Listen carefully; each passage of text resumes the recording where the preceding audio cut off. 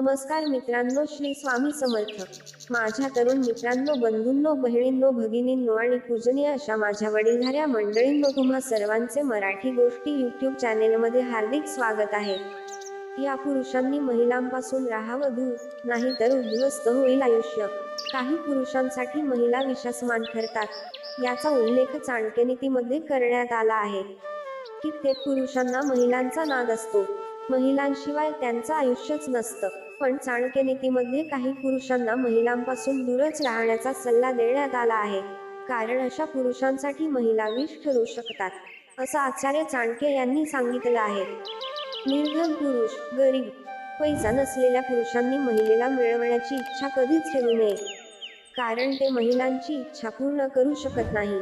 शेवटी अशा महिला पैशांसाठी दुसऱ्या पुरुषांसह शारीरिक संबंध ठेवतात, त्यामुळे या पुरुषांना आयुष्यभर दुःख आणि अपमान सहन करावा लागतो. वृद्ध पुरुषांसाठी तरुण महिला विषासारखी असते. धनाच्या जोरावर जरी अशी महिला मिळाली तरी ते पुरुष त्यांना शारीरिक सुख देऊ शकत नाही. अशा महिला पतीच्या जवळच्या व्यक्तींशी शारीरिक संबंध ठेवते.